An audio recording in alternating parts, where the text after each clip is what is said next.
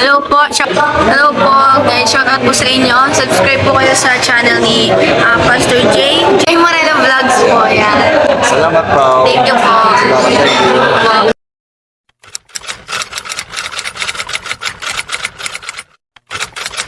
At mapagpalang hapon mga kalingap.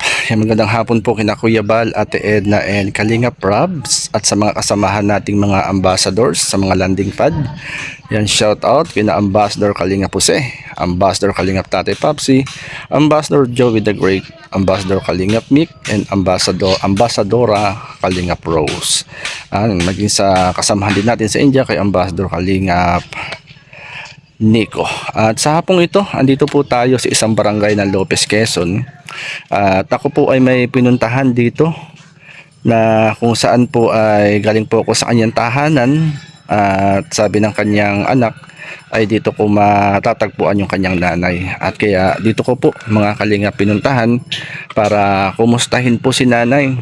Kasi isa po siya sa dati na kung saan po ay nagme-message po sa atin. At ngayon lang po tayo nagkaroon ng pagkakataon para pupuntahan po si nanay at para kumustahin, alamin ang sitwasyon at kalagayan po ng kanya pong buhay. Samahan niyo po ako mga kapuyan sa Lopez. Kasi ito po si nanay at andito daw po si nanay. Yan, nay, magandang hapon sa inyo. Magandang hapon. Nay, kumusta po kayo? Ito naman po, ayos naman po, nakakaraos. Nay, naalala ko po kasi na kayo po ay isa sa nag-message po sa akin sa Messenger. Siguro ilang buwan na rin. Oo, matagal na nga po. Matagal na kayo nag-message sa akin at pasensya na po kayo. At ngayon lang po ako nakatugon dun sa inyo pong pag-message. Ano ho? At ako po ay galing po sa inyo pong bahay. Dito sa tabing kalsada dun sa may school. At nakausap ko po yung inyong anak. Ang sabi sa akin ay naandito daw kayo sa tabing dagat. Nay, ano nga pong pangalan nyo? Ako po si Julieta Jess. Si Nanay Julieta Jess. Hindi po 5.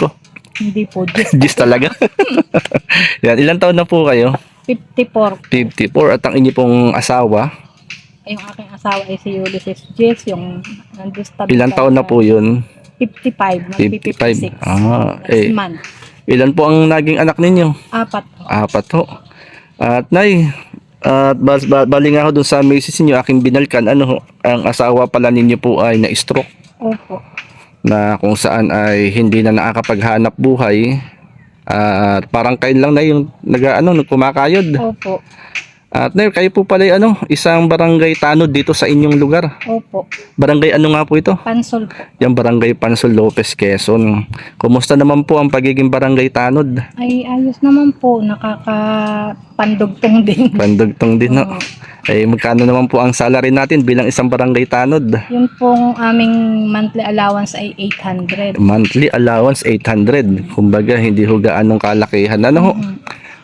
Ano po yun? Isang buwan 800 pesos. At araw-araw kayo na duty nun. Hindi po. Dito sa araw-araw. Pero sa outpost po sa barangay ay ang duty po namin ay gabi. 7 to 10 or hanggang alas 3 pag minsan. Ano po yun? Gabi-gabi? Hindi po. Dalawang grupo po kami. Dalawang sunod na gabi yung isang grupo. Tapos sa kasunod na gabi yung isa naman. Ayun. At ganyan, nanay, bakit po nyo naisipang mag-message sa akin? Saan nyo po ako nakita? Napapanood ko na po kasi kayo dati pa. Oo. Kaya lang nag-try lang ako. Tapos may nakikita nga ako nag-message. Nag-try lang din po ako noon.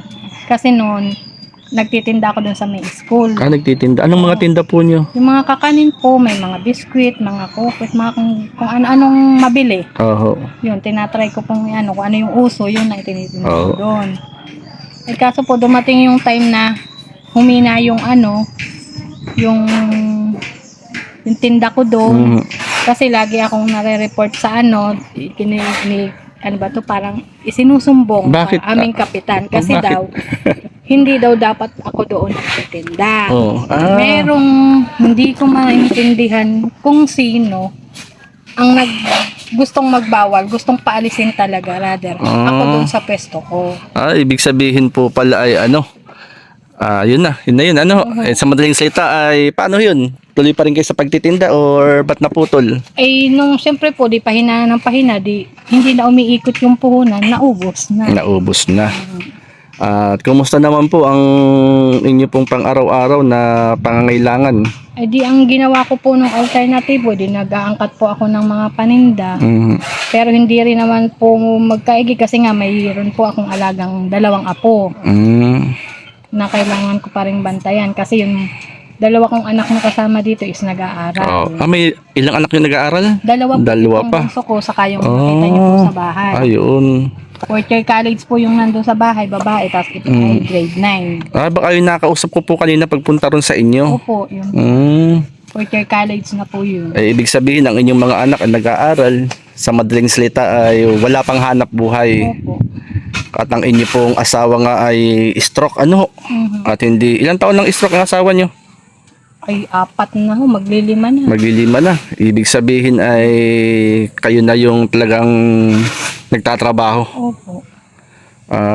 Buti na pagkakasya nyo na yung 800 pesos na allowance ninyo sa pagiging barangay tanod. Ay, kung tutusin po ay talagang kulang. Kaya lang po ay talagang nagawa naman po ng paraan. Kagaya nanay ito. At andito kayo sa pasyalan Kayo po ang nagbabantay po rito. Opo. Kumusta naman po? Magkano naman po ang inyong tawagin natin na blessing na natatanggap po dito? Ay, depende po sa pasok ng tao. Pag malakas po, pag marami, edi medyo maganda ang Halimbawa, anong papasok po? Yung nakukolekta po namin dito ang environmental fee, meron po ako dong porsyento. Porsyento. Yan, halimbawa po, ilang percent po yun? Basta 30%. 30%. Kumusta naman po? Yung marami po bang namamasyal? Ay, simula po nitong magkapasok, ay bihira na po. Pag Sabado at Linggo lang po siya nagkakaano. Yun po ay kung hindi mag-iinulan. Pag maulan? Ay halos wala din. Halos wala. Kaya po minsan hindi na rin po ako napunta dito pag naulan. Pag naulan, hindi walang walang kita. Oo. Yan, walang kita. Ibig sabihin na kung kumita ang tawag dito, itong pasyalan, halimbawa 200, di may 60 pesos kayo. Opo. Kung 100, may 30 pesos kayo. Opo. Kulang pa sa 1 kilong bigas, kalahating kilong bigas. Anong oras kayo napasok po dito sa inyong trabaho? Alas 5 po, nandito na po ako kasi naglilinis pa po ako dito. Alas 5 ng umaga. Opo. Tapos? Hanggang alas 7 po ng gabi. Ito, nakita ko nga ho. Ibig sabihin, oras ng pagbisita, alas 5 ng umaga, andito na kayo. Opo. Tapos mga bandang alas 7, ay nauwi na po kayo. Ibig sabihin na, kagaya nga, nakakamagkano na kayo? Ay, ngayon po, siguro na kulang ko. Nasa 200 pa lang. 200, ibig sabihin, may 60 pesos na kayo niyan. Anong gagawin niyo sa 60 pesos? Ay, iniipon ko po yun para sa weekly ko siya kinukuha. Weekly kinukuha para medyo malaki-laki. Inire-reserve ako na po yung pamasahin, estudyante. Saan nag-aaral pong anak niyo? Yun pong aking high school ay sa ETC, yung college ko ay sa TUP po, sa Villahermosa. Ibig sabihin nun ay isa-isang linggo magkano nakukuha nyo rito na blessing? Nung nakaraan po is 500 mahigit. 500, isang linggo yun. Di malaking tulong na rin yun. Pamasahin, hindi na ako problema ng pamasahin niya buong week. Tapos yung monthly naman, yung allowance na 800. Pero sabi nga ninyo, hindi pare-parehas yung nakukuha nyo rito. Minsan malakas, minsan mahina. At nabanggit nga nanay na kayo lang naghahanap buhay. Opo. Medyo mahirap sa kalagayan po ninyo na dito nyo lahat kukuhain. Pangbili ng ulam, gastusin sa mga anak nag-aaral. Buti na yun, nakakaraos. Kaya nga po, sabi nung anak ko, nagagawa kami ng ganito. Ano po yan? Yung mga ganito po. Ano po yan? Nagagawa kayo yan? Opo. Siguro kayo pong gumawa yan? Opo, yung iba yung anak ko. Magkano binibenta nyo naman to? May kanya-kanyang price po yan. Galing. Tapos po, tumatanggap din ako yung mga nagpapatinda. Yung mga nagpapatinda. May porsyento rin. Tapos pag may tatawag, may porsyento rin, wala. Pag po, yung mga magta-tricycle po, nag-aabot sa akin, 10, 5. Parang Yun ang nagiging pinaka- dispenser na rin kayo rito. Ay, malaking bagay. Ano ho? Opo. Ayun na, maiba ako. Bakit nga po pala kayo napa-message sa aking sa aking messenger? Ay, paano po ay gusto ko nga po sanang humingi ng tulong para po sana pangpunan. Pampuhunan po saan? Pag sa pagtitinda po para po baga yung aking asawa ay merong mapagbalingan ng para hindi lang lagi siyang naaborido doon sa kanyang Kasi may stroke na ano. kasi kung meron siya bawat magbabantay ng tinda kahit yung mga biskwit, mga Oo. candy, mga sigarilyo, doon mababaling yung kanyang atensyon, yung kanyang isip. Hindi siya mag-iisip ng kung ano-ano. Oo. Magkakaroon siya ng sa sarili niya na may silbi din pala ako. Parang nagkakaroon po siya ng self-pity. Parang sa kanyang sarili. Kaya siguro lagi siyang mainit ang ulo kasi ang nasa isip niya, bali wala na ako kasi hindi na ako kumikita. Eh kung siguro po siya magkakaroon ng ganong babantayan, Oo. kahit papano, maano niya yung sarili niya na kaya ko pa pala. Anong trabaho niya dati? Electrician po yun sa PNO. PNO, electrician. Oh, magandang trabaho pala dati. Ay, yun nga lang, na-stroke. Opo, wala na. Nawala yung huling tulong po na nakuha namin doon, sa Bicol po siya na na nadali ng ganon. Yung bill doon binayaran ng company. Tapos pag uwi niya dito may dala siyang konting pera. Oo. Yun. Ay, yun po pala ang kung bakit po kayo napa-message sa akin na nagbabaka sakali kayo na may tumulong. Sana nga. Na halimbawa nga po yung sinasabi niyong puhunan sa tindahan, malay po natin may hipuin po si Lord. Opo. At kung sakali po nanay na may hipuin si Lord, huwag na kayo magtinda ng sigarilyo at alak. Mga pagkain na lang. Opo. Ay, nay, pwede kayong halimbawa, may makapanood po nito na pwede po tayong sa kanila, pumatok sa kanilang puso. Malay natin, hipuin ni Lord ang puso nila, yung mga gininto ang puso ng mga kalinga partners natin dito. Magandang araw po sa ating lahat. Ako po si Julieta Jess. Nakatira po ako dito sa Barangay Pansol, Lopez, Quezon.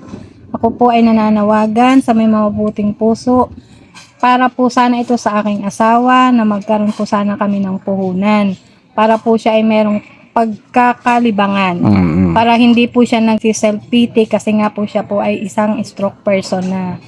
Sana po kung kami po ay magkakaroon ng puhunan, meron po siyang pagtutuunan ng pansin. Hindi po siya masyadong mag-iisip ng tungkol sa kanyang kalagayan. Ayan, sa makakapanood po nito, yan, baka kayo po ay hipuin Lord ang puso. At si nanay, isang barangay tanod dito sa Barangay Pansol. At nagbabantay din dito sa, anong pong tawag dito? Pansol Mangrove. Pansol Mangrove, pasyalan po ito. Na imagine kayo po ay pumapasok alas 5 ng umaga at nauwi ay gabi na. Madilim kayong pumupunta rito. Madilim na rin kayo ng umuwi. Opo. Hindi biro po yun. Sige po, nanay. Nanay Julieta, malay po natin, may hipuin ang Lord sa inyo pong panawagan. At ayun po, magpasalamat tayo.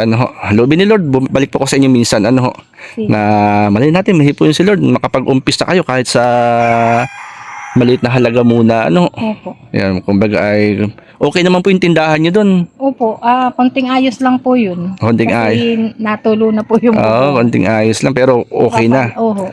Sige, malay natin ay Julieta ay mahipuin ng Lord. Sana nga po. Sana mahipuin si Lord kasi kayo nga po ay nagbabantay po dito. Porsyentuhan 30% at kung merong pumasok na 5,000 ay medyo malaki-laki. Kung 5,000 200 pa lang ngayon. May 60 pesos kayo. At yung inyo namang allowance bilang barangay tanod ay 800. Kumbaga ay maliit na halaga pero malaking tulong din sa inyo. Buti ho hindi kayo sumusuko. Ay kailangan po at marami pa pong naasa. Ayun, marami pang naasa. Paano po nanay? At marami pong salamat. Yan, sige tayo muna ay mag-pray. Panginoon, dinadalangin ko po si nanay, ang kanya pong asawa rin, mga anak. Batid mo po ang sitwasyon at kalagayan ng buhay po nila. Dalangin ko po, Panginoon, ang laman ng puso nila ay ipong katagpuin. Marami pong salamat. In Jesus' name, Amen. Ayan, nanay, sige po ha. At loobin ni Lord. At may iaabot lang po ko sa inyo. May pambili na kayo ng bigas? Natawa kayo. Bigas po. Sige na, ibigyan ko kayo ng bigas. May bigas ako rito, ha? Sige. Ako dito. Yan, bigay natin kay Nanay Julieta. Ito mga kalinga, pinasyalan ko lang po uli si Nanay sapagkat isa po siya sa nag-message po sa atin dati. At ngayon po tayo nagkaroon ng pagkakataon at nakakahiya naman kung hindi natin pupunta. Ang B, maraming salamat, ha. Ang motor. Ibigay natin kay Nanay. Nay, para hindi na ho niyo bilhin, ha. Yung pansaing po ninyo para na hindi niyo po bilhin. At pang-ulam na lang. Pang-ulam Pwede lang. na po yung mga gulay-gulay. Pwede na mga gulay-gulay. Nakaka 200 na kayo. Sige, bigyan ko rin kayo ng pang-ulam. Ate Dol, shout out. Ate Levin. At kay Ma'am Telma Sigyep. Yan, maraming salamat sa mga nagbibigay ng blessing. Bigyan na rin natin ng ng pang-ulam si Nanay. Meron pa tayo rito. Bigyan natin siya ng pang-ulam, mga kaibigan. Ay, bigyan ko na rin po kayo ng pang-ulam. Yung pang-ulam po. Maraming salamat po. At bahala na po si Lord magbalik sa inyo. Kumbaga ay, yan po. Loobin po ni Lord na mahipuin po siya. Sana. Para po sa inyo pong pamilya, makapag-umpisa rin po kayo. Ayan, ako ituloy na rin po. Sige po. At God bless po. pasensya na po muna kayo dyan sa Malaking tulong na po ito. pang-ulam, pabili ng ulam at bigas. Salamat, Nay. Sige po. Tuloy na po ako, ha. Salamat po. Bye-bye po. Salamat po, mga kaibigan. At yun, Manang B, maraming salamat. Ma'am Telma Sigyep, Ate Dol, and Ate Levin, maraming salamat. At nakapag-share tayo ng simpleng blessing kay Nanay. Isang barangay tanod dito sa barangay Pansol Lopez, Quezon, na tanging siya lang yung naghahanap buhay sa kanila sapagkat ang kanyang mga anak ay nag-aaral at ang kanyang asawa ay stroke pa. Yun mga kalingap, hinanap po natin si Nanay sapagkat nakita ko uli dun sa aking messenger na siya po ay nag-message. At ayun, maraming salamat at pasupport na lang po yung ating pong YouTube channel, J. Morelo Vlogs. At mga kasamahan natin sa Lopez, Quezon, Kalingap Lydia, Billions Flag, Kalingap Jubal, pasupport din po Shirley Morelo at ang mga ambassadors na kasama natin. Muli, magandang gabi po kina Kuya Bal, Ate Eda and Kalingap Rob. Mabuhay po ang Team Kalingap sa panguna po ni Kuya Bal Santos Matubang. God bless, Team Kalingap.